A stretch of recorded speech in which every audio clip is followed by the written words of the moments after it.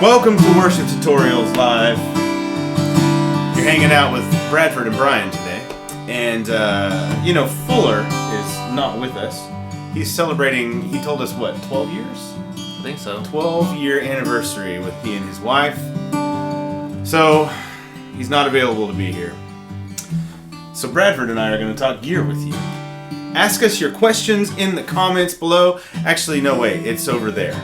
I think it's on your side. Yeah, if they're watching. Stream. I think it just depends on how if you. No, it's over to your side that way. Is it on my? Oh, it's over here. It's mirror image. That's right. So, ask us questions. Hey, Russell, Shenton. Hello, Zergio. Hello, Jonathan Hudson. Hello, Benjamin. Benjamin Theodore has already started us off. Thank you, Bradford, for the serenade on the McPherson Camriel. It's a beauty. It is. It's on my side, Brian, Jonathan says. Brad, it's on your side. Okay. Thoughts on the Electro Harmonics Hog 2? What is Hog? You don't hear that often. I know it's Hog. Harmonic, I think, Harmonic octave generator. So they make the Pog, right, which is for octaves. And it can make an organ sound. It can. I need to do something before we get going. You keep talking about the Hog, and I'll take care of the open door that shouldn't be open over here. Right. But I've never used one, so a Hog. They have cool stuff in it. I think there's like a freeze function that they can do that's really cool. I've always wanted one. You got me wondering again because I haven't. Bradford's about to make a purchase. He's going to head over to Reverb and find one. I've already purchased 2 things. That's a few too many things this month. Yeah. So to answer your question, Benjamin, we don't really know much about the Hog. They're very cool. They're quirky. What kind of old sounds school can ones. they make? Like, so the Hog makes like an organ. It can. Yeah, and it's like an octave thing. But the Hog has that too. But it's more meant for like to create chords, harmonies like and kind stuff. of stuff. Mm-hmm. Yeah. Okay. So you can do it, but I think it shines more as a glitchy shindiggy. Okay. Because cool. like it's got some cool side features that I think a lot of people love. Yeah. So intervals and very nice. So we're gonna read your comments here. Bradford is monitoring comments here on his phone. He's not on Facebook or Instagram. Yeah, I'm not. I'd stay home if I was gonna do that. I wouldn't drive 45 minutes to get here just to sit on my phone. Yeah. So here's a good question for you. Jonathan Scally asks recommendation for Tele pickups. We have 3. And they cover different ground. They do. Well, what sound are you looking for? Because that's a big thing there. And so our 3 recommendations are going to be the pickups that Bradford and I have in our guitars. So you have a Sir Classic T. Is that what it's called? Yeah. Okay. And it has Sir's proprietary pickups. Sir's Tele pickups, and they sound very good. They do. They It's a pretty modern take on the Tele pickup. Yeah. If you want, I'm looking something up here. If you want like a Tele sound, but you don't want it as super intense, like you don't want that super twangy thing, I think they're great because they still have a little something, but they're not over the top. The Lawler specialties are like intense, are very country. Very country. They're very great. Vintage. But I was like, I didn't need that in my Tele Forte. So the Sir Tele pickups, they have 2 types. One is the Andy Woods. I think they call them the Backwoods. Okay. And they're very country. They're twang for days. Yeah. The regular Tele pickups are like pretty straightforward. If you want some more twang, you throw a tube screamer on it, and that's gonna get there. So country time. Which is limited. Country crock.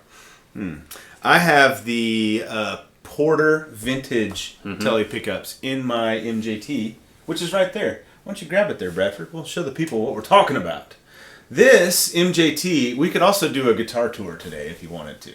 That could be. We got plenty around here. Could be something that could happen if you want to see it. This is my MJT Thin Line. It's the first nice guitar that I ever bought. Right? That's right. I remember that. I was so jealous when Brian put an order for this. I've had this thing for years now. I used to play like Fender Mexican made. When I say nice guitar, like those are really nice guitars. Fender's Mexican made line. Especially now, side note. Yeah, the Ventura stuff is stupid good. We played them at NAMM. Yeah, so this was like the first, I'd say, high-end boutique type guitar I bought. You can get these full guitar made from MJT for $1,600. And if you want one, you should say, "Hey, I saw the guys at Worship Tutorials talk about full guitars." Tell them. And so this one has, and this came stock on it. Well, you can pick whatever Porter pickups you want with MJT. And I picked the vintage Tele pickups, and I have loved them ever since. This remains maybe my favorite guitar. One of them. And I would say... If the building was burning down, this is one of the ones I'd grab. After your wife and child? Well, assuming they're fine, yes. You'll say what? These pickups, they're not as twangy even as those Wahlers, but they're more so than the Prs. Yes. So your Sir sounds more modern, less vintage country than this. But this certainly works well in a praise and worship environment. Oh, yeah, especially with that the semi-hollowness. Semi-hollowness, yeah. And then the other... Oh, can you grab the other one back there? So then there's another Telecaster in the room. And this is one that was an experiment. So I bought... This says MJT on the headstock, but MJT did do the neck for me. And then the body of this guitar I bought from a guy on eBay, Augustus Guitars on eBay. It's pretty reasonably priced, but it was just raw. And I did the finish on this myself. I was curious if I could pull off a sunburst. And I'd say I was marginally successful. And this has the Lambertone's Blondie pickups in it. Those are awesome. Which are really cool. I would say they're even a different take. They're very modern sounding. They got more punch. But they're way more. Well, Curtis's deal with his pickups. Here, you want to hold this for me? Okay. Curtis's thing with his pickups, since we're talking Tele pickups, we each got one. His thing with his pickups is the highest level of clarity that you can get, and articulation and dynamics, and like they're super super punchy. They're very cool. You can hear all of these guitars. Bradford Sir, this they've MJT, made an appearance handful of and times. this, I don't know, we call this a parts Telecaster. That's kind of what you do. You can hear them all in videos, and they all sound very very good, and they all have sort of their own different vibe. So really, it's just kind of what you're going for. But we recommend those. I have tried Fender Custom Shop pickups. Like before, this guitar has gone through many iterations. So at one point it had a custom shop set of a twisted Tele and a no-caster. Really? Twisted Tele bridge, no-caster neck. Did not like them. So they went away. And I've tried the Porter. I actually have a blue Telecaster around here somewhere. I think it's back over there. And it has a Porter custom bridge, and that's going to be like a more modern sounding rock and roll type. It's very cool. So lots of great options for Tele pickups. We just did a playthrough for Yes I Will. Yeah, with the Helix, and that I don't know what it was about that patch in this guitar, but I was like, oh gosh, like I always thought they sounded good, but that video, it's particularly good, particularly delicious, especially delicious. Lots of great stuff for Telecaster pickups. Oh yeah. Hopefully that answered your question. There's been a super chat. What is the morning, guys? You have checked out the Jet. Have you checked out the Jet Micro for the HX Stomp? Yes, I have one. Enjoy your lunch. Thank you, Brad Miller. Bradford, you have one. What is it? I have one. What does it do? Jet sent one out to me to try out. I'm working on it because I like it. I love it so much. I'm not using the Stomp as an all-in-one is not appealing to me. That's just just it's not my pretty thing. limited for the style we do. Yeah, and if you want to set up all sounds, you can make it happen, I think. But I'm actually working on a way to utilize that thing a little bit more. But the Micro is really cool. It can give you a little give you more flexibility. You can control things better. It's like a little MIDI controller. It's got 3 buttons. Okay, a 3-button MIDI controller? Yeah, and one mode you can use it to turn pedals on and off. You can use it to go through snapshots. You can use it to cycle up and down presets. You can switch modes real quick to tune and to tap tempo and all. So it is very cool. And they're actually, I think Junior at Jet told me that they've made tweaks ever since he sent me the proto that he had. He sent me a prototype, and he was like, "Oh, cool! Try this out. What do you think?" and all that. So yeah. I like it. I'm not a big like I like the stomp, but if I'm gonna use the stomp, I'll maybe use a couple effects on it, but I'm gonna use the pedal board with it. Yeah. Too, like some pedals with it too. That's just my thing. Let's stay with the pickup theme, but let's do this quickly. Favorite humbuckers? Zach George. I think the Cremas are the favorite humbuckers in this room. Yeah, but I'm not really a humbucker guy. So here, let's talk about what we have used and like. Remember the old Zach Myers PRS? Mm-hmm. It had a set of Porter humbuckers in it. That's right. The Anthems? No, I wish I tried those, but oh, you didn't do that? Mm-mm. Porter has a bunch of stuff, and it's all very good. Brian Porter makes awesome pickups, and so it had the smooth classic combo. That's right. So it had a classic humbucker in the bridge and a smooth in the neck. Sounded very good. It was more of a traditional humbucker sound. Those are the only humbuckers I've tried from Porter, except for the Firebird pickup in there, but that's kind of its own thing in the middle. It's like a brighter, which is also humbucker. Very good.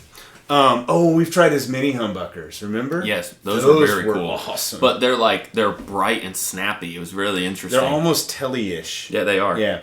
So so we have tried those Porters. I had an Alt T for a while from Sir, and really it had cool. the Sir Thornbuckers in there. Really, really cool sounding pickups. PAF style, which means patent applied for, which means 50s Gibson is what that means. And when you think Gibson Les Paul, you might think really high output, but they're not. They're actually pretty low output and very bright and articulate for humbuckers. I think there's a misconception out there when it comes to Les Paul pickups. Yeah.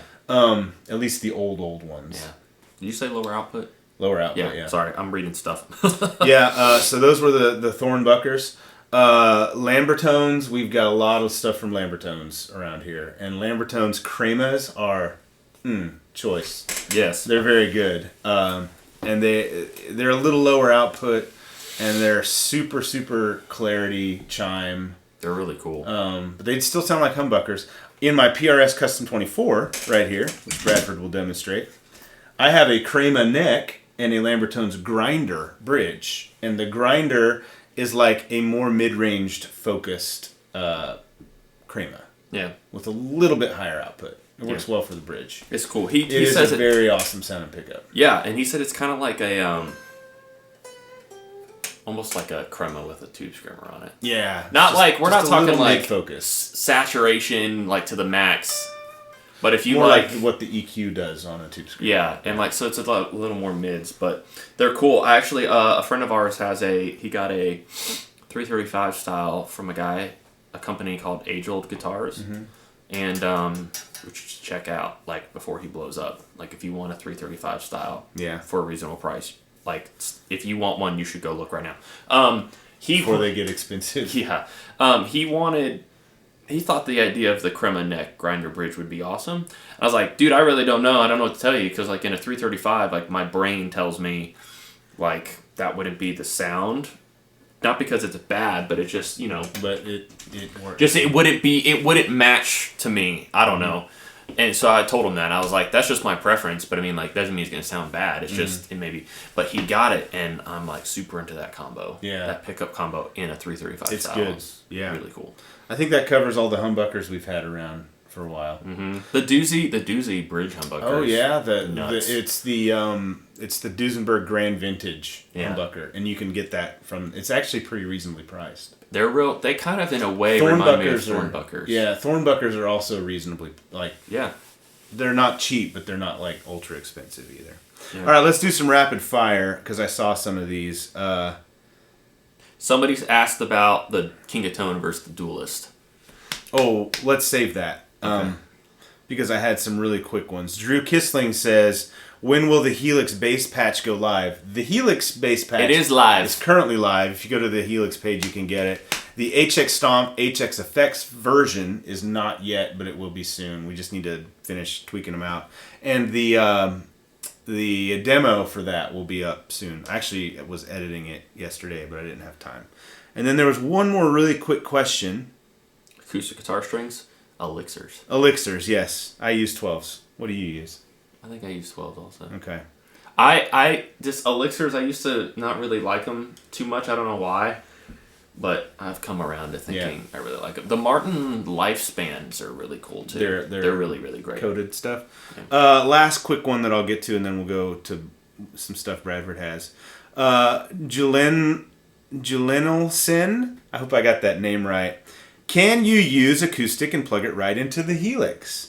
Without lots of EQing, obviously a little tweaking, playing at Sunday school, I want some reverb. Yes, you do. Reverb is good. Yes. And we have a patch. So, we have a patch for Helix, for HX Stomp, for HX Effects, for acoustic guitar. And I used to play acoustic for one set and electric for the next set at church.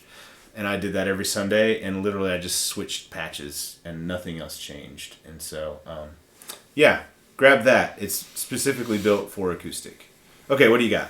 Well, somebody asked about the Protein, and somebody asked about the Duelist. And okay. I see this a lot. A lot of people ask, like, how do they compare? Well, I would say the Protein and the Duelists are going to they, by definition, are... So what is the Protein? Well, so the Protein and the Duelist both are more like a JHS double barrel than they are like a King of Tone. So the King of Tone is two blues breakers. Okay. And like I've used between the Duelist, the Protein, and the double barrel, they all have a blues breaker side. Okay. And they're all pretty different. Really? And like actually Josh Scott talks about, I think he did a whole Blues Breaker video. Mm-hmm. Josh Scott of JHS has a sweet go look at their YouTube channel. Yeah. The JHS YouTube channel. The dude, like, he definitely, throws his own gear into the mix often. I mean, why wouldn't he? It's his channel. But he loves to focus on other gear companies. Yeah. So he did a whole thing. Cool. And it's admirable. It's very, very kind too. He did a whole episode on the Blues Breaker. So you should watch that. But the King of Tone is a lot smoother. Okay. The Duelist, the Protein, and the JHS also have Blues Breaker left sides, which is really funny to me. I'm pretty sure they're all on the left side. Okay. And the right side are all Tube Screamer variants. That's what I would want. Except the Protein is a Noble's ODR1. Oh, nice. Which is a more balanced sound. I still think it sounds like a Tube Screamer, just they took the mids out. Which to me is like the whole point of a Tube Screamer. Yeah. But like, I mean, they're it's known as the Nashville Overdrive. Like apparently they're on a lot of session players' boards. The ODR1? The actual Noble's ODR1, yes. Yeah. And the Protein, it's more refined for worship stuff. I have another Protein coming. They added a TRS option, so I can put... You have another one coming. Yeah, okay. Well, before... Aren't they hard to get? They're always on back order. Okay. Like, you can pre-order one now. They said they'll be in middle of November. We're getting close. But now they added a TRS option, so I plug TRS into the pedal itself, and then it splits, so I can run both of them into a switcher, and so you can put them in whatever order you want. Yeah, and I can have them separate. That's really cool. The Duelist is going to be more true to form when it comes to a Blues Breaker and a Tube Screamer, and I really love the Duelist. I really, really, really love the Duelist. Okay, so I like to watch that pedal show. Well, that pedal show, what's the session guy that I like so much? Tim Pierce. Tim Pierce. Like, there's a lot of guys on YouTube who are, like, pros in the industry, whether they tour, like a guy like... Rhett Scholl, or who does all the demo work? Pete Thorne. Yeah. And so there's a lot of guys on YouTube that are, like, pros that have been doing it forever. Like Tim Pierce is a session player who's played on like Michael Jackson records, Prince, everything. That's nuts to me. Yeah, and I don't know why. It's just so cool. All of these guys, it's interesting. I started noticing all of these guys are using this overdrive called the Duelist. Remember we were talking about this? And I came up to Bradford the other day, or this was months ago, and I was like, Brad, you should look into getting this pedal, this overdrive called a Duelist. And I think you were like, yeah, I've been thinking about it. Yeah. Because I feel like they're under the radar. And every time it shows up, we get a lot of, like, in the Instagram video we uploaded, a lot of people were like, what is the Duelist? Tell me about that. Yeah. And so they're not cheap. I'll say that. It was pretty They're not ridiculous, but they're not cheap. $250? Maybe close to $300. $300 for a dual overdrive? Dual overdrive. divide that in half. Yeah. Would you pay $150 for each one? You're getting 2 pedals. Yeah, and like this guy, Jesse Davies, I think is his name. Okay. I think he's UK based. Yeah. Like, he has spent a tremendous amount of time fine-tuning this. It's not sputtery. It's delicious. So, I played it when we did the Iridium demo, which is on YouTube now. I played through it, and I loved it. I thought it was really cool. So, anyway, I just had to throw that into the mix. Well, he has a 3-way switch. I can't remember what it is offhand. One of them is, I think it's dark. It beefs it up. So you can revoice it a little bit? Yeah, so you can beef it up, or fat maybe, glass, and stock. Yeah. So what's cool is sometimes just like turning the tone knob does something different than flipping his voicing switch. Love it. It's a cool pedal. You got any more? Well, somebody was talking about the King of Tone again. King of Tone, expensive maybe, but again, same thing. Like if you want two Prince of Tones, you're not far away from getting a King of Tone. The Prince of Tone is not handmade, and so you're going to get a slight difference. If you like the way that sounds, then like run with it. But the King of Tone, I would buy a Prince of Tone personally if I wanted that sound. Well, I put on the list. I got one. I loved it so much. I got on the list again, and I can buy one again at this point if I would. You're ready? I'm back again. You're back again. Yeah. But I really just want a 4-jack. I really just want a 4-jack. Maybe I'll buy it. Maybe can I pay you to buy it for me? If you want. I don't know what I would use. I really don't like using pedals. I don't know why I would buy one. King of Tone. They're all so different. Mm-hmm. Which is awesome. We've had a few requests, Bradford, for a guitar tour. Maybe we'll do a little bit of that. Well, we kind of showed everybody like half of the guitars in this room. I don't know. All right, here we go. Can you play without a compressor pedal? Well, of course. Yeah. You can. So the reason... Are you asking if I'm capable, or are you asking, are you allowed? Should you? Should you? Let's quickly talk about what a compressor does. Okay. So you play things that are quiet, you play things that are loud. A compressor... So here's your quiet stuff, here's your loud stuff. A compressor brings those two things closer together. So that when you play loud, it's not super loud. When you play quiet, it's not super quiet, and everything's more even.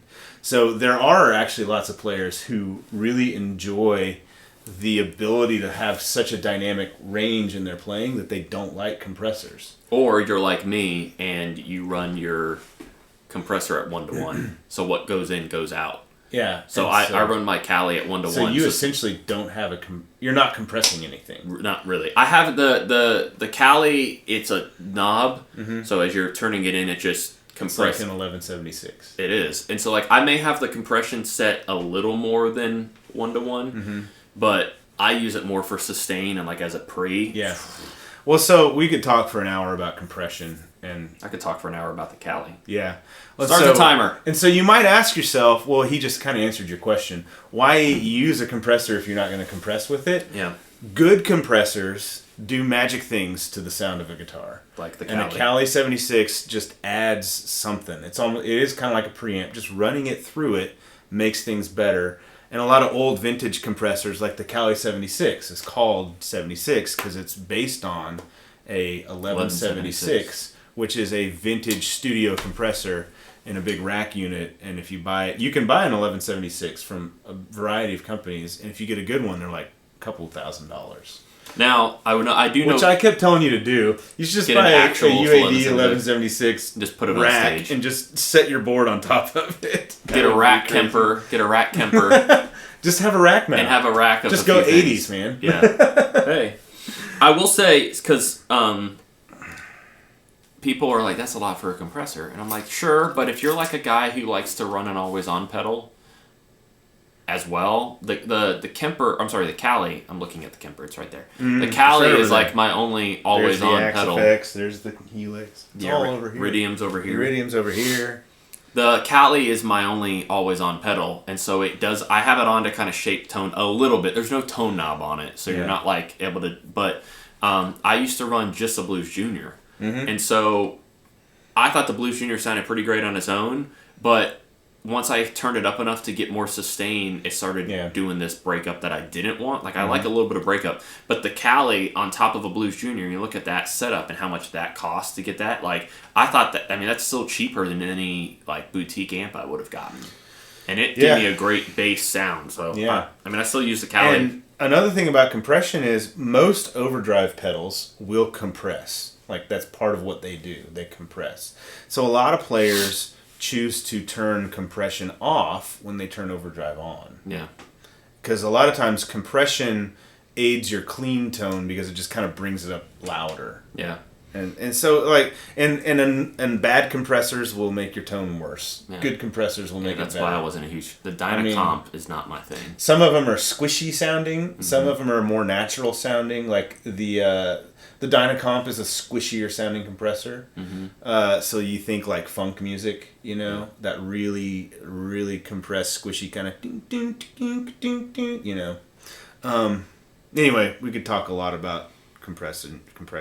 There was a super chat from Caleb Neff. He'd like us to shout out Worship Musicians Facebook group. We just did.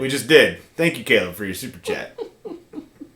If you want to, those dudes are ridiculous. If you want to experience some internet shenanigans, go find Worship Musicians with a Z Facebook group. There you go. I was going to say something about a compressor, and you brought it up, and I was like, this is a point, and I got nothing.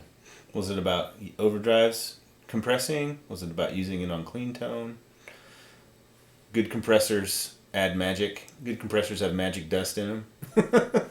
Yeah. Especially the old ones. I don't know what I was going to say. I don't know. At this point, though, the Cali is my favorite. And it is an awesome sounding compressor. The Jackson Audio Bloom is blowing me away, too. You have that one. I forgot you had that. That thing is... Bradford has everything. Bradford is like... I like to live vicariously through them. If I were to build a pedal board right now, I feel like I know exactly what I would want, just based on your experiences with pedals. Well, that's why... But I don't want to build one. I love pedals, and so I like collecting stuff and, you know, trying new things. But also I know, like, some of you who watch our stuff, like, you're like, I don't have time nor the desire to buy this reverb pedal. I don't like it. Sell it. Go get another one. Yeah. I don't like this one. Sell it. You know, and so I feel like part of it is my duty, like, to help. And like because I've used a lot of stuff and I use stuff extensively. Experience to inform your buying decisions. But like I have good things to say about everything, and then I have like things I don't love about everything, and this stuff is all very personal too. And something Bradford says often that we believe in is you should play what the gear that inspires you. Mm-hmm.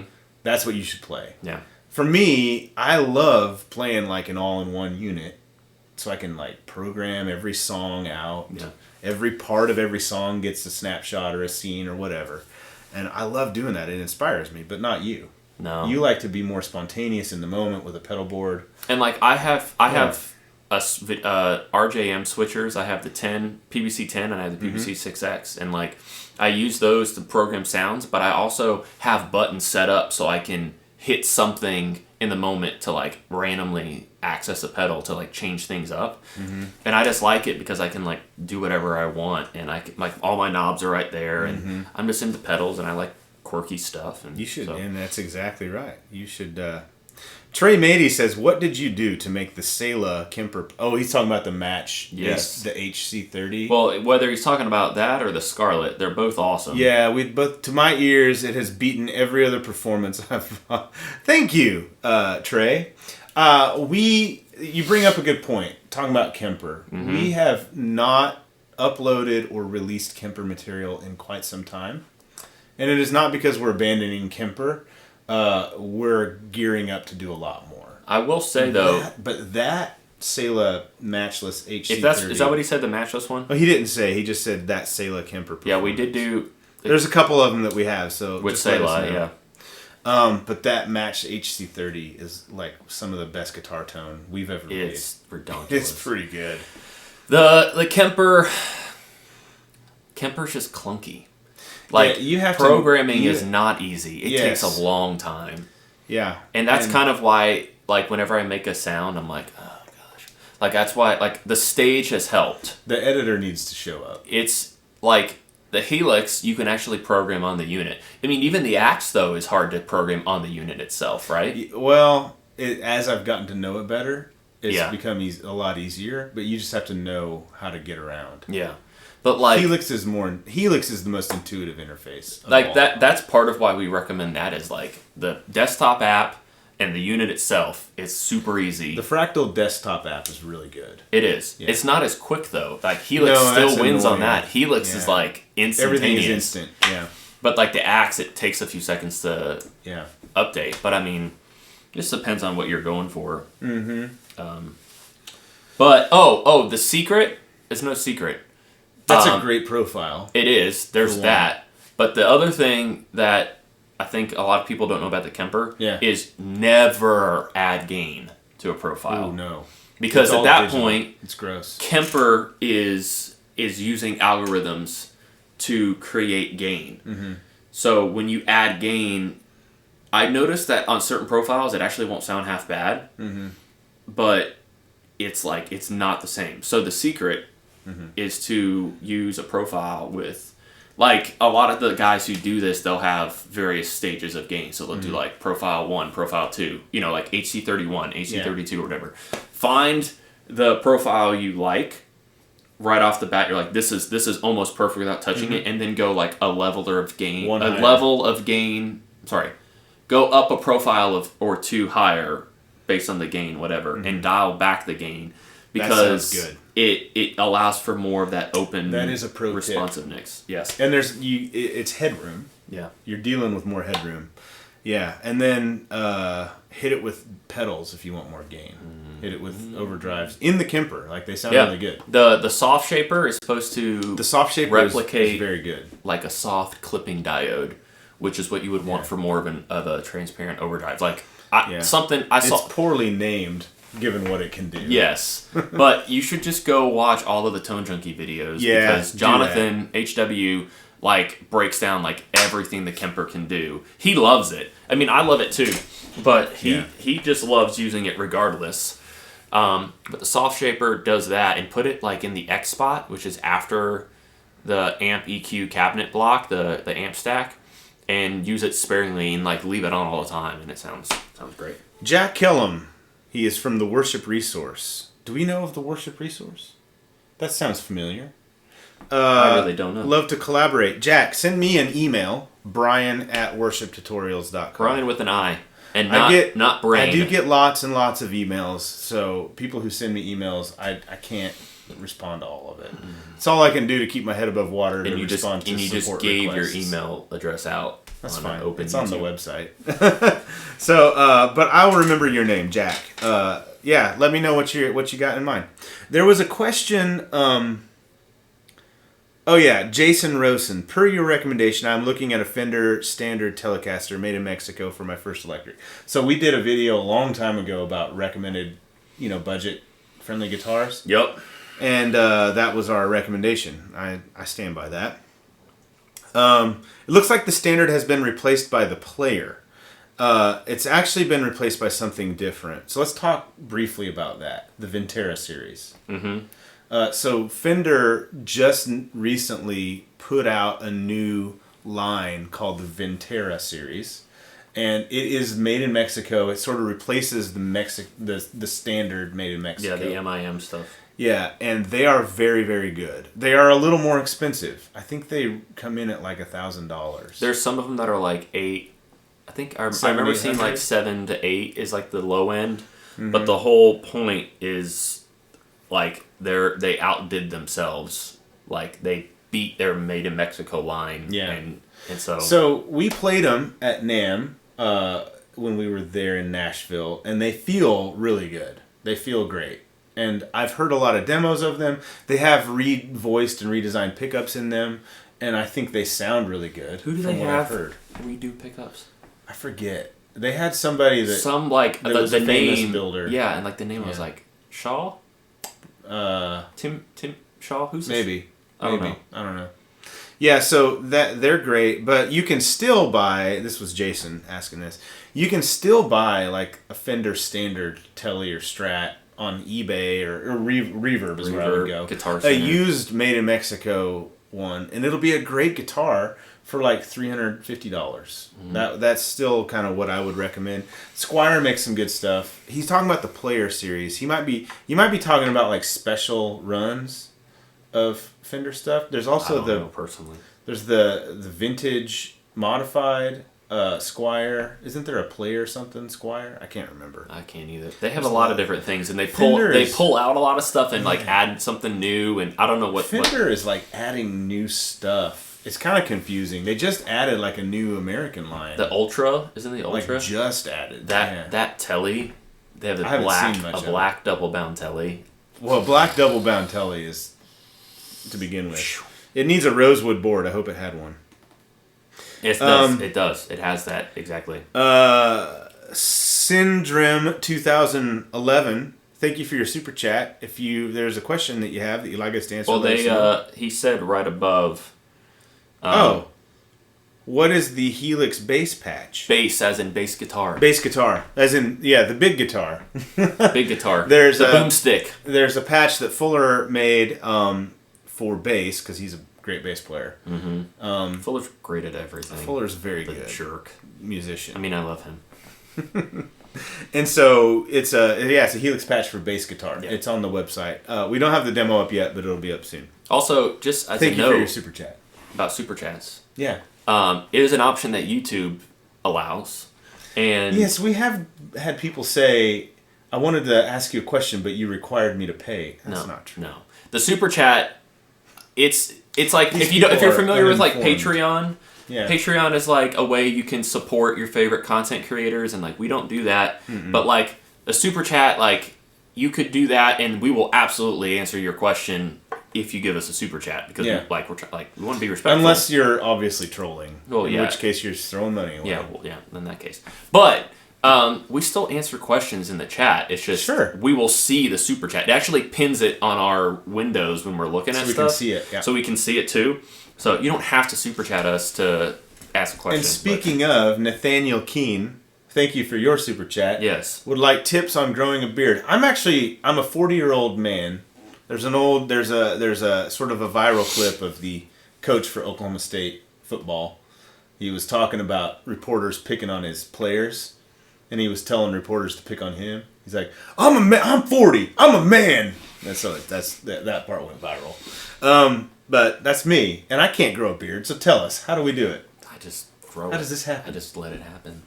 Are there any tips? Like when you first grew a beard, did you? I had problems filling in this area. Yeah, so mine is so like I just look like I fell in the mud or something.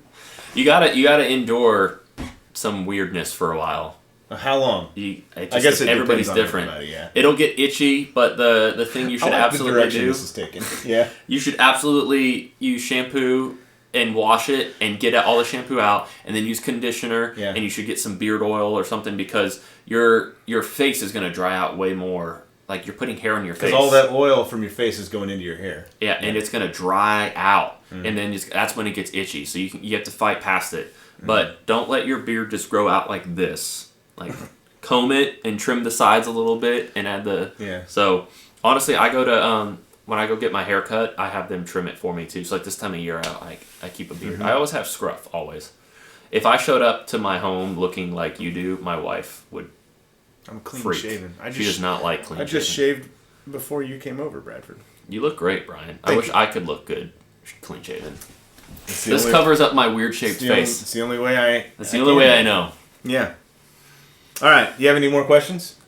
Somebody asked about the Sela quartz with my PBC and why different Sela than what we were talking about. Yeah, different Sela. There's a few things. It's when if you're using the PBC and you're trying to control some Chase Bliss stuff or Empress stuff, the MIDI is done through 1/4-inch cables. So you need a MIDI box. So MIDI box, you go like MIDI cable into it, and then it splits to the 1/4-inch, whether TRS or whatever. So you need that anyways. So instead of just buying one of those for like $50 or $60, because I mean you gotta have one of those. I'd rather have the quartz do it because it gives me a tap tempo button. You can set up the PBC to have a tap tempo button if you want, but when you set up a tap tempo button on the quartz, If I have like a template for songs, like I can make one template for Sunday mornings if I wanted to for the PBC, and to utilize kind of like more general sounds. And then I could just use that. It overrides the tempo setting out, so it's actually easier for that. It has the tempo reads out there, because like I MD when I play lead a lot, and so it allows me to have the tempo so I can tell everybody if they're asking. I know what song's coming up. Also, it's like a MIDI splitter box, so I can get MIDI to other places, and it gives me more buttons, because the 6X doesn't have as many buttons as the 10 does, and so it allows me to not have a tempo button on there. So, it's preference. You don't need it. You can almost do the exact same thing, but I just like it. It gives me another option. And the Quartz is a MIDI it's tempo. Flexible. Yeah. So it can send tempo information to any MIDI enabled pedal. And the PBC can do that as well, but it allows like my presets in the PBC, I don't have to worry about tempo there. And it makes things easier for the way I prefer to do things. Yeah. Which is really what it's all about. Zach Weeks asks if we have played a Novo. He played one last week and it changed his life. I really want one. I would like to play one, and then I would like to decide whether I would want one. I've played one. Have you? Not plugged in. I played it at Midwood. Okay. Which allows me to say this. The guy who runs Midwood, Matt Anthony, him and I, we're not like homies, but we're friends. He used to live in this area. I've met him a few times. Really nice guy. He runs Midwood. He reached out to me the other day and he's like, hey, so Lambertones, they're doing a collab with Novo, and we're going to have some of them, and the Cremas. And maybe something else. He's like, hey, we're doing a collab. Just, I thought maybe you'd want to let your followers know. Now you know. Dennis Fano ran Fano. There was some legendary situation. Yeah. There was some not good situation, I've been told, but I really don't know. But he started Novo because he had to have his own. He wanted to keep making guitars. And they're very cool. It took a while to grow on me. The shape was a little odd. But I keep seeing them. To me, and they're awesome. To me, it needs to be the right color combo for the shape. They do really cool. I love the fact that they are doing something different. Yeah. It's not a copy of a PRS or a Gibson or a Fender. Yeah. Which is what everyone does. But you can get any pickup configuration you want, and they're cool in their body shape. So you can get Matt actually has a Strat basically, but it's Novo. So Novos are very cool. I'd love to play one. Maybe we should reach out to Matt and see if we could do a demo of one or something. Yes. Steven, that is a good idea. Steven, let's email him today over will text burgers. Him. Let's do it. Because they teased it, and they had that pink guitar with the torque guard on it. That looked good. And I had a pink Telecaster for a while. The body is still up in my attic. The body's in the attic, Bradford. That sounds weird. I built 2 guitars with my grandfather. This is going back to Guitar Tour time. One of them was a blue Telecaster. One of them was a pink Telecaster. And my grandfather was a carpenter. He's still living. He's in his 90s. But he was a carpenter, and so he helped me build the bodies. And the necks I bought. But the Novo, the pink guitar, I like pink guitars, but it's got to be the right one. The Mateus Asato pink signature Sir Classic. And that pink Novo, I would rock it. Yeah. Stephen Fletcher, thank you for your super chat. If you have he does have a question. Did you say something elsewhere? Right underneath. I'm heading to my 2nd year as my church's electric guitarist, and I've learned quite a bit from listening to you, so thanks. I think he was just saying thank you. Thank you, Stephen. If you have a question you'd like us to answer, let me know. All right. Syndrome had another super chat. Can you assign a pad and trigger it on the Helix? Short answer is yes. The long answer is it's complicated. You can use the random note generator in the Helix. I've seen people do this. Yeah, you can generate a pad. If you're talking about pads like what we have at Worship Tutorials, and putting it in the Helix itself, the MP3 files or audio files, you have to put those in a program like Ableton that can receive MIDI commands. And you have to connect your Helix to that computer, and then you can send a MIDI note out, a MIDI command out that tells the program to trigger the pad. It's very doable, but it's complicated. All right. Any other questions, Bradford? What do you have? There's a ton of them. There's always stuff, yes. A couple of people asking about the Joyo stuff, their amp sims. I've heard people love them. I'm just not interested in trying said things. I have a Joyo pedal. It's right back there. It's the green one. It's their classic classic overdrive. But you have it set up. It's a tube screamer. Yeah. There it is. Right Brad's there. pointing it. Yeah, it's right above Brad's finger. This is hard. It's a. He's looking at a screen over here, by the way. We can see what you can see. I'm trying to make it. There it goes. That's what I'm trying to do. That was go. hard. And it sounds cool. It's noisy, and it's like, but it sounds good. Like if you compare it to an Ibanez, it sounds pretty much the same. I would say there are a couple people were more asking about their amp sim stuff. That I've not tried. I've never tried it, but I've heard plenty of people say that like if you're looking for a solution, $30 does a lot. It goes far. So and those are copies of Tech 21's that's right. amp sim pedals. That's right. So Tech 21 did that first. Yeah. And I would guess Tech 21s probably sound a little better, but I don't know. I've never tried one. Hey, let's do another guitar. Hand me that PRS. We'll talk about it for a bit. We already talked about it. God there. Yeah, but we didn't get the story. So here's guitar. Well, let's do guitar stories. This is a PRS Custom 24 in faded Wail blue. Okay, it's just a regular old Custom 24. It's, NB. Actually, no, this is a 10 top. So if you look at the serial number back here, right on this top horn, there's a number 10 written. 10 top. All that means is PRS looks at their wood selection, and the stuff that has the most figure on the top gets set aside, and these are 10 tops. They go from there, they go artist grade, and then they go private stock. So it goes higher than this. So this is a PRS Custom 24. When I was, in college, I had never owned an electric guitar. I was going to be part of a traveling worship group called Crosswise. The name is as bad as it sounds.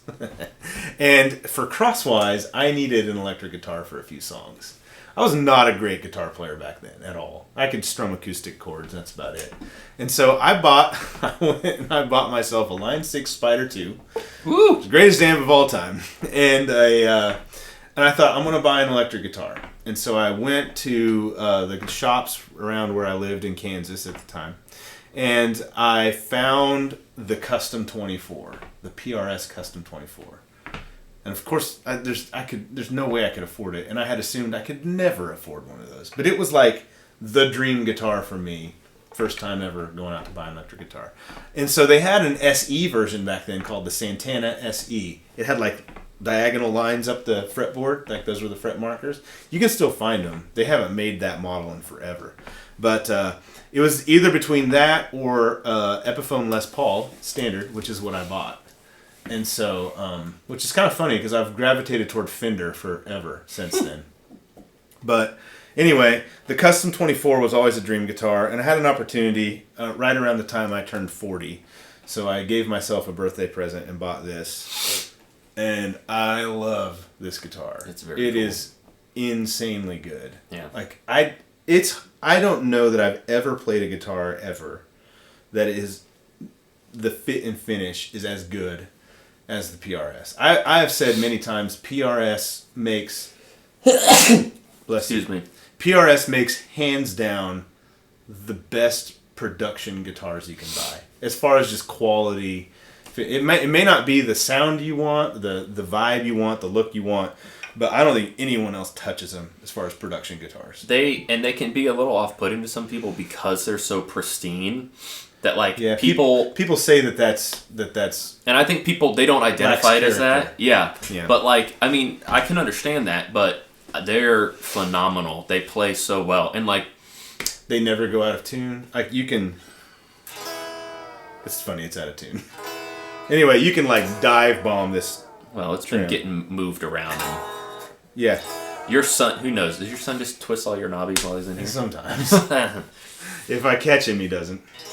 Anyway, that was a poor example because it's out of tune. But because I put these things in gig bags and so it messes with the tuning knobs. But like you can just dive bomb the trim and it stays in tune.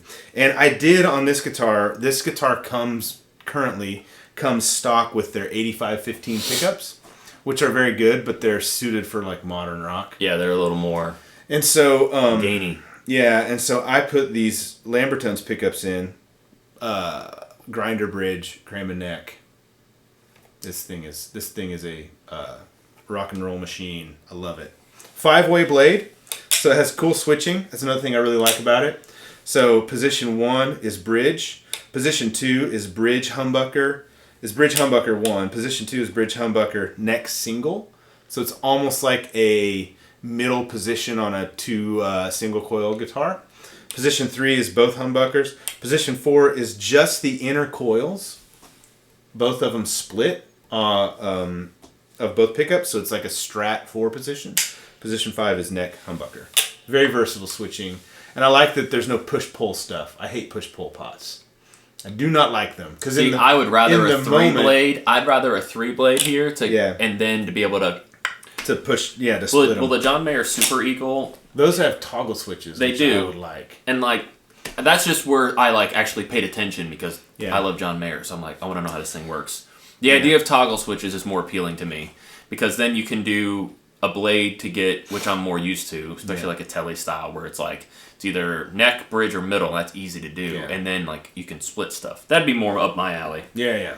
But push pulls is in theory is great, but in the moment in a song, if I want to go from a bridge humbucker to a Strat sound, which I often will do with this guitar, you have to switch positions and pull something like that. I wouldn't like. Yeah, that's too much to do in one split second change to me. I like a blade that gets me there. Okay, this is the PRS Custom 24. You got another question we can answer? Lots of random things. Okay, let's pick one. I don't know. Somebody's asking about the Tempest. So I got the Specular Tempest, and they're mega cool. What is it? I don't even know. It's the they're like this big. Reverb, delay and reverb. And you can. So I have 2, and I'm gonna run one for delay, one for reverb. They have algorithms with both delay and reverb in, so you could just use one. If you don't use a lot of changing. If you don't change a lot of effects, I guess you could use one. I haven't gotten to dive into it quite yet. It has nothing to do with the Tempest. I wanted to get it on my board. In order to do that, I need some different cables, and so I need those cables. And so it's also, my wife and I are prepping for our child, and so I don't really Congratulations. It's still so surreal, but we're painting the house and moving stuff, and I don't really have room in my office currently. So, but the Tempest stuff, it's small. The milliamp requirements aren't a lot at all, which is super cool because you don't need a very specific power supply to power it. Their desktop app is very cool, very good, and it's pretty much live. What's that?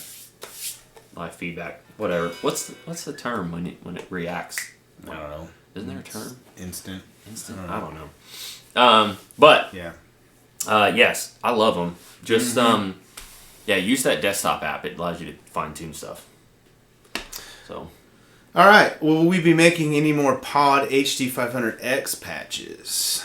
Mega Man asks. We have a Pod HD500X. We have a patch that we started. We just have so much stuff. Bradford only is able to be here doing stuff with me 1 day a week. 1 day a week. It's technically my day off too. He works a full-time job at church. So Friday's your day off, and you spend it with me making stuff. I love being here. And so it's just we have so much stuff to make that the pod stuff is down on the list, and the list just keeps getting bigger and bigger and bigger. I'd like to say we would have some pod content available soon, more of, but I can't guarantee it. Yeah, sorry. But honestly, all we would be doing really is changing flavors of amps, because the pod it wasn't geared to do, I think, what they set out to make the Helix do. The Helix is a completely different animal. It's not as are there snapshots in the HD500 or something like that even? I don't think so. So it's just you can either go in stomp box mode where you turn individual effects on or off, or preset mode. Okay. So you can make different presets that have that can act like snapshots, but it's not really. Yeah. Not within a patch. That's a Helix specific thing. Because Helix didn't have snapshots when it released. That's right. Yeah. So that's right. Yeah, they added that, and I'm glad they did because that's how I use it. Should I go PRS CE24? Adam Larson asks, or a Telecaster American Professional? You should play both of those guitars if possible and pick, because they're very different and both very good. So for the longest time, I like having versatile guitars. That sounds cool in theory, I think certain ones are really good at it. Like this one can do a handful of things really well. This one's very good. But if you're trying to get you're trying not to drop a butt ton of money on a guitar, and you're trying to get something solid. How much is a butt ton exactly? I don't know. That's relative. I would say in that price range, get a guitar that's great at what it does. That's just preference. I don't think there's anything wrong with a guitar that can be a jack of all trades, but having a guitar that does what it does really well, you may be more, you may like it more. But at the same time, one of the coolest things for me as a kid was when I was 14, and my parents got me this crate amp that was on sale at the pawn shop that I took lessons at. It was like a American Music Supplier or whatever. I don't even know what it was. But they sold music equipment, new stuff, but then there was also just a regular pawn shop. Yeah. So I brought that crate in, and I really wanted it. I have no idea why. But it had effects in it. Mm-hmm. And so for me, parents got that. So your first amp was a crate? That was my first amp, and real mine amp. Was a Line 6 Spider too. My first amp was this we come gorilla. From glorious beginnings. Glorious, wonderful beginnings. My first amp was this little Gorilla 15-watt practice amp. But okay. It was just a clean, solid... plug a guitar into, you couldn't... There was nothing on it. I mean, it was not that good. I gave it to a friend of mine to borrow, and I never saw it again, which is fine because I didn't need it. But this crate amp had delay, reverb, it had flange, it had chorus. And for me, I was like, man, this is so cool. It was mega inspiring. Mm-hmm. But, if you're looking, it depends on what you're going for, because maybe you just want a really good sounding Tele, is what I would do. Yeah. The CE24 is cool, though. I would play them both, because they're, like I said, very different. Jimmy, you are welcome. What did he say? And you were welcome. He appreciated the shout out for the group, and then he also said that he bought an Iridium. An Iridium. Yeah, if you're gonna buy an Iridium, is cool. If you're gonna buy an Iridium and you're gonna go through Strymon to do it, tell them that you liked our demo. Yeah, please do. And say that our demo sold it. We'd appreciate that. Mm-hmm. That was our first time. I'm a Strymon artist. I've always been huge on Strymon products. There's just something about them. It fits my desires. I love it. You are a Strymon artist. And I love awesome. Strymon pedals. Yes. And so I reached out to them. I feel I'm in the presence of somebody famous here. Brian, it was because of worship tutorials. I sent them our video. That's why. Okay, but I told them, I said, hey, we think... But still, you're the Strymon artist. Well, am I a Strymon artist? No. Well, I do own Strymon pedals. I didn't just be hey, I want your stuff with a discount. It was I've already invested into I am a brand ambassador. Yeah, there you go. Yeah. You should be a Strymon visionary. Mm-hmm. I always was. Just now they let me... JG, yeah, you were. You always have been. JG, why no love for the cheaper PRS models? The brand he made. This person, assuming you're he, I don't mean to assume that. They say the brand new Starla that came out in October for $600. So we saw. How would you propose we get a hold of one of those? That's a valid question. Well, he says why no love, but I literally just said PRS makes the best production guitars in the world. They do, actually. And I think that applies to their SE line as well, as far as it. Like I said, it may not be the style, or as I hold this one, it may not be the style or vibe that you want. If you want if you want a Telecaster, don't buy a PRS.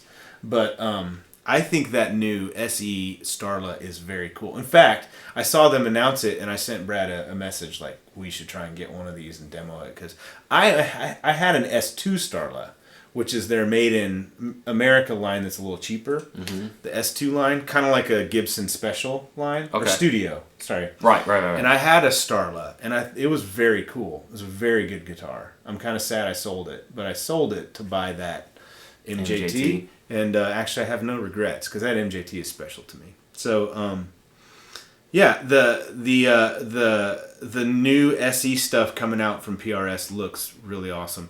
And they have like I think I sent it to you as well. They have a hollow body SE, right? Didn't I send you that? We're going to look this up. Yes. So I have played one of the coolest guitars I've ever played, and I wish I bought it. So I have these things that I wish I had. It was at a Guitar Center here in Cary, which is a suburb of the Raleigh-Durham, Chapel Hill area. And it was beat up. It was a silver PRS hollow body 2. It's like a core line. Okay. It was expensive. It was like $2,000 some for a used beat up PRS. But I played it and plugged it. It was awesome. It had this vibe to it that I loved. And anyway, they have, let me look them up here. PRS Guitars. I think they released a hollow body SE.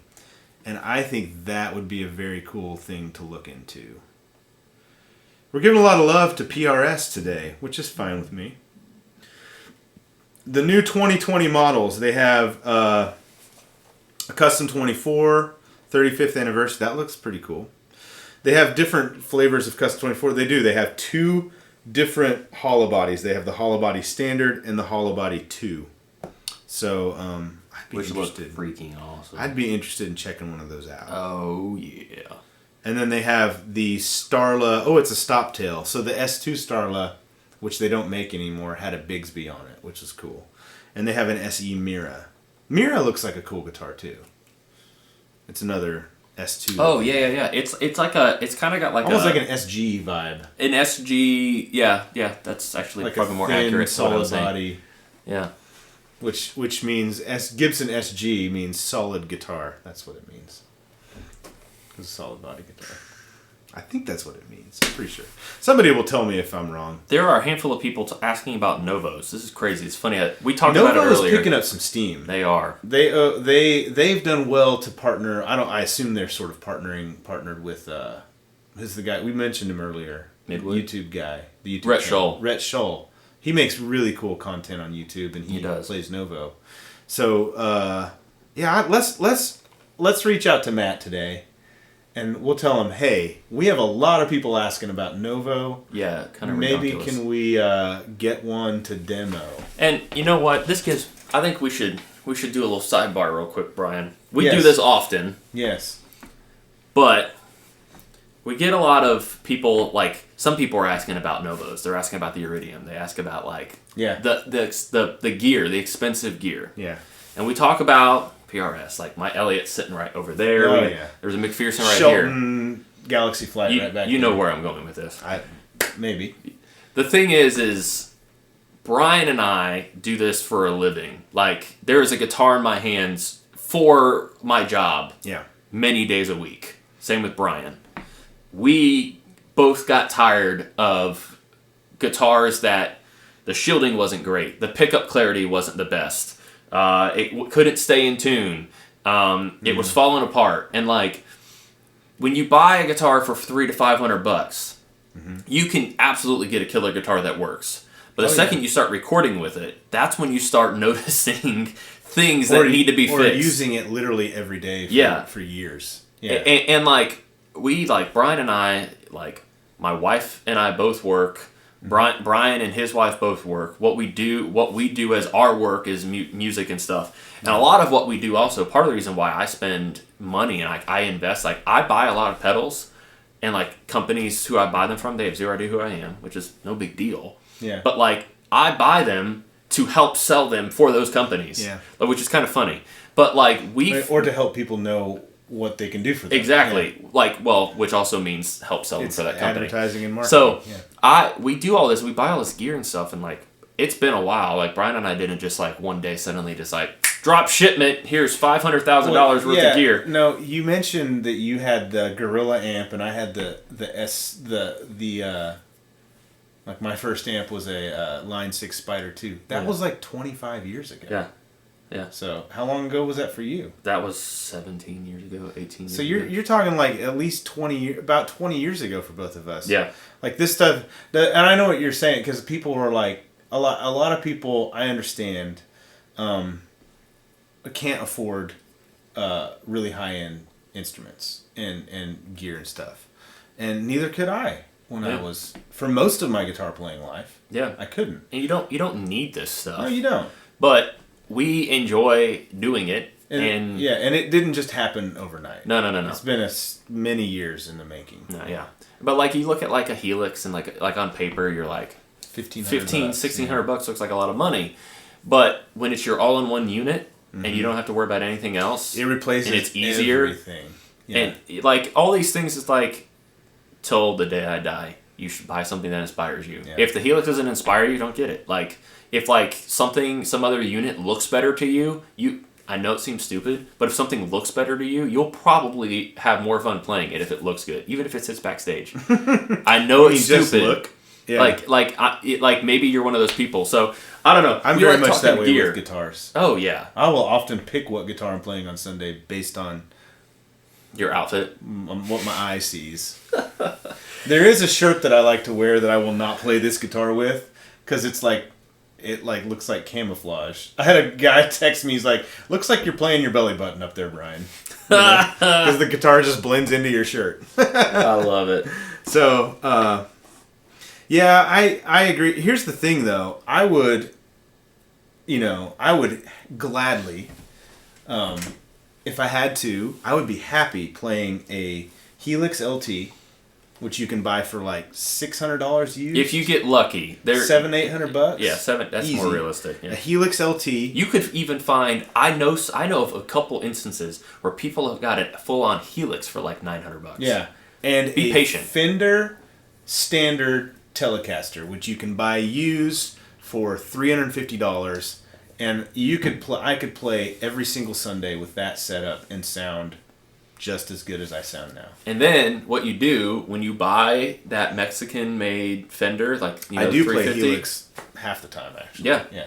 You go and you find Brian's course on setting up a guitar properly. Ooh, and you learn how to set it up because that's what separates the cheap from the expensive. Or what makes the expensive feel like garbage. Yeah. Because we've gone to Guitar Center and we actually even went to Carter's. We've told this story before. Mm-hmm. We have gone to places, we were at Carter Vintage, and I was determined. I was like, you know what? I'm going to find a vintage instrument that we like. I will make it happen. I'm never going to be in Carter's again. Well, if I am. It's not it would not be a planned thing to go to Carter's. If I find a guitar in here that I absolutely need, I'll figure it out. Every single one I picked up. An old one, right? Yeah, an older one. Even a vintage. Like 90s even would be nice, depending on what it was. I'd make it happen. Every single guitar I picked up at Carter's. Guitars that pretty much all of them are famous shop, yeah. Yeah, over $1,500+ it's like where your average is. Nice guitars. Mm-hmm. Not a single one spoke to me. Mm-mm. I mean, I played 30 or 40 guitars. There was a 60s Strat that was in Fiesta Red that was pretty cool. But it was just pretty cool. But there's a Shelton Strat right there that I would play every day and then some instead of that. Way more prefer it. Yeah. But I think part of the reason why is because in the shop, they are not going to have somebody, it'd be a full-time job to have somebody, they need 2 or 3 people to constantly be setting things up, adding new strings, making sure they play good. And so it comes down to, at that moment, this is a 60 Strat or whatever. Mm-hmm. I want one of these. This is inspiring to me. Very expensive. Yeah, very expensive too. But what you're trying to buy is something that would be inspiring to you, and you'd be buying. I'm sure they sound way better than they feel even because we didn't get to plug all of them in. Yeah, we didn't plug them. But you learn how to set up a guitar the way you like playing guitar. You will make anything sound and feel way better. Adjust pickup heights, polish frets. Yeah, adjust the action. I've gotten to the point where I have these fret end polishing rounding tools, and I will go and round off and polish the ends of all my. I have a Gretch Sparkle Joseph Jet. Woo. Hello, my friend. Right back there. Grab that thing, Bradford. We gotta go though. I'm not your guitar tech, Brian. I'm sorry, Bradford. I've been yelling. I've been shouting. Brian, why don't you grab my Elliot over there? Okay, hold on. I don't even have to get out of my chair. Oh, sorry, Ray. I thought you would think I. It's okay if you dropped it. I would just demand it. So this is Retribution. Let's do a little bit more guitar tour time, and then we'll have to call it quits. This is a 2005 Gretch Sparkle Jet. They call it a Sparkle Jet. It's the same thing as a Duo Jet, and they have the naming system for it. I don't know what it is. This is a Gretch Pro Line, made in Japan guitar, and has quickly become one of my favorite guitars that I own. This thing has got like magic in it. I love this guitar, and I've played other ones. Like you had a silver one. 2015, so a lot newer, that was not nearly as good of a guitar. It was cool, but this has something in it that thing didn't. Yeah. And but when I got it, like it's an old guitar, so it's 20. This thing is 2005. This is almost 15 years old. Not that old, but it's not brand new. And it needed a little TLC. Like the fret ends were starting to like sprout, which happens because of humidity and temperature changes. Wood moves and metal doesn't. That's what you got to think. Wood moves, metal doesn't. And so the fretboard would shrink or expand, and then the frets kind of work themselves. So I went through and I like filed down and rounded the edges of every one of these frets. That does wonders. And it feels amazing. And it did not feel like that at all when I got it. And then I did a setup on it. I had to go in and like the pickups, I couldn't get them high enough, so I had to go in and like put some stuff under, like get some foam and put it underneath the pickups because they're just screwed directly into the wood. Whoever owned this before me, usually this is a floating bridge, so you can just move it, and they pinned it down, and they did a very good job because the intonation is perfect. Actually, it was Bigsby works and feels really good. Yeah, go ahead. It was owned by Eagles of Death Metal. I never heard of them, but they're, I guess, a famous band. It's kind of cool. There's like the strap pins are not, they're like the rest of the hardware is gold or silver, and these things are gold, so I don't think those are the original ones. It's got nicks and scrapes all over it, but I love this guitar. So it's got the original pickups, which quick story about Gretch and Fender. So Gretch started as Gretch. They were their own company. In 2003, I think it was, Fender bought Gretch, and they currently own them. And so a lot of people, I think that it's, I assume people think that it's preferable to buy a Gretch before 2003, because then you get a Gretch before it was bought by Fender. I think the opposite. So what happened was when Fender bought them, they changed a bunch of stuff with these guitars, and I think they made them better. The bridge changed. The biggest thing that changed was the pickups. And Fender actually hired a guy named TV Jones to come in and design the pickups, to design these Filtertrons. So TV Jones in the early 2000s came to Fender, designed these Filtertron pickups, which are in this guitar, and then he took that design as an inspiration to start his own company, TV Jones Pickups, which are regarded as some of the best Filtertron pickups. I didn't realize that part. Yeah. So TV Jones hasn't been around really that long at all. Well, I mean, that's 15 years. Yeah, but I thought they were like... Maybe they have been. That's what I was told. That's what I've read over and over again. I thought they had been around for like decades. Maybe they have, but maybe they didn't have Filtertrons before then. Or maybe they did, but maybe he used his Filtertrons as an inspiration for these. I don't know. Either way, what you get with these early 2000s Fenders after 03 or 04, the pickups are very much reminiscent of the TV Jones classic Filtertrons, and they sound very, very good. This guitar is money. All right, talk about this one, Bradford. You looking up TV Jones to see how long they've been in business? Yeah. So this is my Elliott Tone Master. Mm-hmm. I've always wanted an Elliott. Yeah. And I couldn't really tell you at a certain point. I couldn't tell you why I wanted one. I just knew I thought they looked good, and like just it mattered to me that like they're really, really expensive, which I understand. Very expensive. But I felt like anybody who owned one was like, yeah, it's worth it though. And I was like, see that, like, there's something about it. And so do more research. Andy's very meticulous about everything he does. Andy Elliott. Elliott. And he's local to us here. He's like an hour and a half away. Mm-hmm. Yeah, he's like in the middle of the country of North Carolina. And I went and visited him one day. You did. And I got to play, like, everything. Like, he has one of everything in the shop, obviously. Like, that's pretty common, right? Yeah. And I was like, all right, I need one. Yeah. And so I made it happen. I figured out a way to get one. And what's cool is that this color, he's making more of them, but this color was, this deep red, was specifically designed for Taylor Swift's guitarist cool. on her Red tour. Mm-hmm. And so he made this for that, and there's only a handful. There's like 4, maybe 5 of these. And it's a sparkle, too. It has a slight sparkle to it. If you look at it in the right light, you see the sparkle. But it's like a red sparkle. There's not like gray or white sparkles in it. It's red.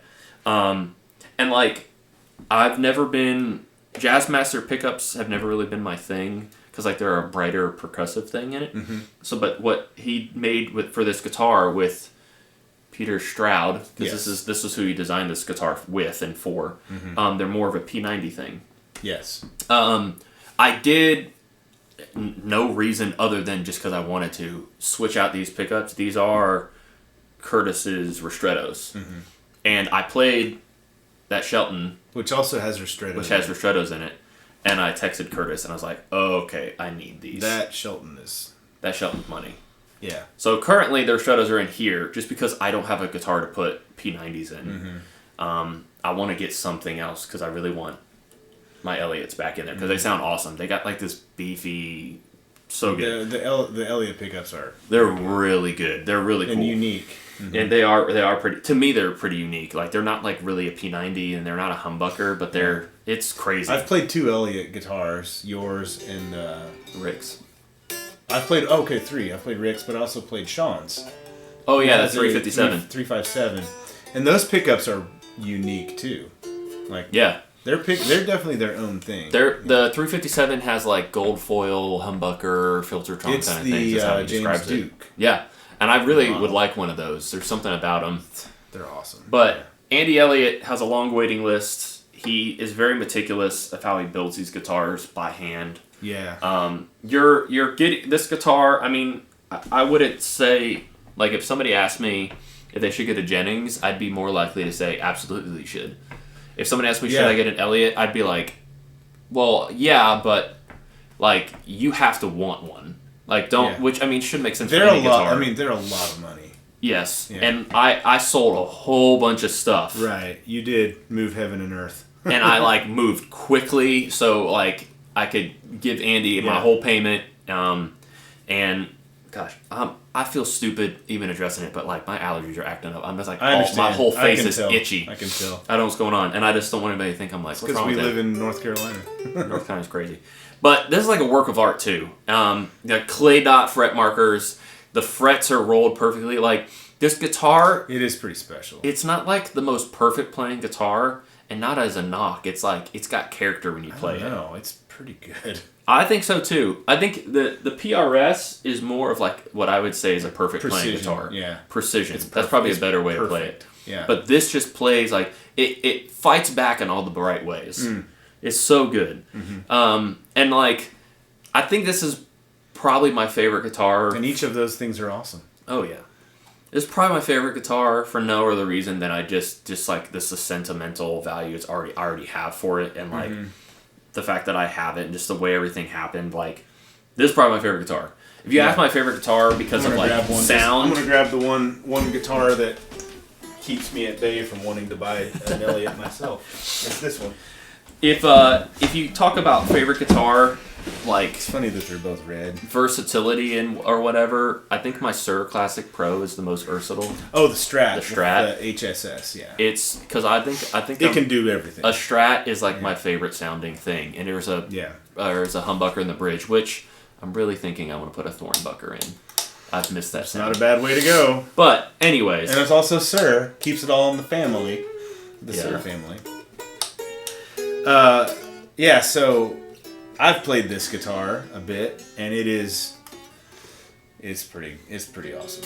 I mean, I would love to own one, but there was a comment. Eric Brock, he said, "Y'all introduced me to Shelton." Thank you for saying y'all. It takes me back to my roots because I grew up in northwest Oklahoma in the middle of nowhere, where everyone said y'all. Actually, that might be more of a Texas thing. Wow, he has 4. He said he introduced me to Shelton. Now that he has 4. Which ones do you have, Eric? Let us know. because we've played a bunch of Shelton guitars. We've had a lot of them through for reviews. Yeah. And he says my wallet doesn't like you. Yeah, Sheltons are not like expensive, like Elliott expensive, but they're also not cheap. Like this is a Shelton. I have 2 Sheltons, and it's because I did reviews for him. Try not to knock over and water. As a phone. He asked me if I would review a bunch of his guitars, and I said sure, but can I keep one? And he's like, yeah, I'll make you one as a payment for the reviews or a thank you or whatever. And so this is one of the guitars that we reviewed that he sent to us just to check out and review, and I loved it. Actually, you loved it so much. And I also loved it. And I said, Shelton, I'd like to not send this back. How much is it? And so I bought this one. And then this is the one that he made me, because I told him, I had one in for review that was very similar to this, and I really liked it. Everything about it. Color, everything. So I said, can you make me one like the one you sent me? Because that one was sold. And so he built me this one. And so this is the Galaxy Flight, which is a JM style, Jazzmaster style. Skyflight, which is Strat style. Heyo. These things, so these are relics. You can get Sheltons that aren't relicked, but these are his relics. His relics are unique. They're not meant to look like a. They're not meant to look like a 50-year-old guitar. They're meant to be kind of a different looking thing. They got like a really like spacey looking look to him a lot of times, which fits his name. And if you don't like relics, that's fine. But I do. I love relics, and so he doesn't like he. The neck feels worn in, but it's not like the finish is not gone off the back of the neck, and that kind of thing. And so it's not like a 50-year-old guitar in that sense. But the pickups in here were different when he sent it to me. But I've put Lambertone Ristretto P90s, which are awesome, in the bridge and the neck, and it has a Porter Firebird middle. And a 5-way blade, it can get, it's kind of like the PRS, it can get Strat and non-Strat type sounds. And this one is just something else entirely. You want to talk about it? It's time for us to eat. Yeah. Michael Stanton, thank you for the super chat. What is he saying here? Michael, I understand the sentiment of what you're saying, but I'm a little lost on the. Every time I read scripture and they spat on Jesus, I cry. Yeah.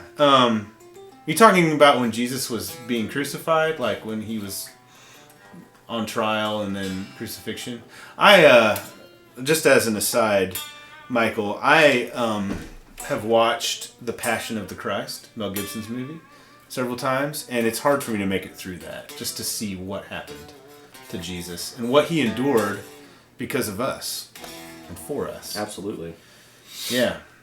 With you. Okay. Eric says he has a Skyflight Super. I don't know what that is. Is that like this, Eric? This is probably he calls this a Skyflight 4. So what's a Skyflight Super? He has a Timeflight GTX, which we reviewed. That's a Tele body with like different pickup configuration. A Solar Flight, which is like a Firebird meets something else, Jazzmaster. It's very cool. And then a Galaxy Flight, which is what this is. They're awesome. So, but quickly, I'll kind of go through what's in this guitar. You want to trade me? Sure. So this is the Skyflight 4. This has a little higher level of relic than this one does, which I think is cool. So it has 4. It's called a Skyflight 4 because it has 4 pickups. 21 or something pickup configurations. This is a Porter Vintage 50s Strat neck, Porter Vintage 60s Strat middle, a Porter Custom Strat bridge for the black one, and a Porter S90, which is a P90, which is the white one. So this is how it works. The neck can be turned on at any time. I just talked about how I hated push-pull knobs, but it works in this thing. The neck, because I basically set it up one way and just use it the whole time. So the neck can be turned on at any time with this knob. So You pull this out, neck comes on. So if you're in the bridge position, now you have bridge and neck. If you're in the middle, in either of the middle positions, you've got all three. Okay. These two are push-pull, and if you pull this, it turns the black pickup off. If you pull this, it turns the white pickup off. So you can run them both, and they kind of act like a humbucker if they're both on. If you pull that up, now just the P90 is on. If you pull that up, now just the custom Strat bridge is on. So you can run it as a single bridge Strat or P90, or both of them together as like a big humbucker sound. Mm-hmm. This knob is tone. This knob, I think that's right, rolls the phase in and out. So if you're in a middle position... Which to me, I want to understand how that works. Because I understand how it sounds, but I want to understand what it does. Yeah, so this is how it works. If you're in the middle, like the 2 position, let's say you got a full-on Strat sound. So I've got just the custom Strat bridge and the neck in the 2 position, in the middle. So now I'm in this 2 position middle, which is a quacky Stratty sound. If I roll this off, the quack goes away. Yeah, it almost sounds like a So it sounds more like a Telecaster middle-ish pretty nuts sound. And then you can do that in any position. So it gets a ridiculous amount of different sounds. The way I run it most of the time is I pull the middle knob out so that I'm using the S90 bridge, which is a really awesome sounding. I like a little more beef in a bridge pickup. But this is a very good... I was playing it the other day with the Strat bridge pickup, and it sounds very good. Yeah. It's a very good sounding Strat bridge, which I typically don't like. Anyway, I just pull this out, and then I just use it like a Strat. But you can get like a little more beefy rock kind of a tone with the P90 bridge. Sure. But yeah, this is a great, great guitar. Yeah. And the feel and setup and the build quality on all of Shelton's stuff is top notch. Mm-hmm. Anyway, we got to go, Bradford. Here's an easy one. Somebody was asking about Helix. Mm-hmm. Are you new here? We love the Helix. We make lots of patches for it. Helix is our jam. It's great for really anything. Mm-hmm. It can cover any of those sounds really well. Metal guys use it. Classic rock guys use it. You can use it for ambience. You can put 12 reverbs together if you want. It does literally anything and everything guitar-wise. Bradford, I see you building a bit of a fan base following here in the chat. And with that, it's time for us to go get some burgers. You're going to get a burger. I'm going to get grilled chicken breast. I may get the salad patty on melt. the side. Oh, the patty melt is good. All right, Town Hall. We're coming at you. That's the burger place. Thank you guys for watching. Thank you for all the super chats. If you've left them, we appreciate that as well. Hopefully we've answered. We know there are tons of questions that we weren't able to answer. So, sorry, was this one in tune? Yeah, it is. Show how awesome this thing stays in tune. Dive bomb that.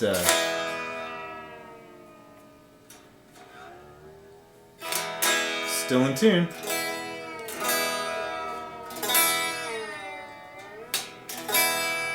That's how you know. That's how you know a guitar is good. You can do that and it stays in tune.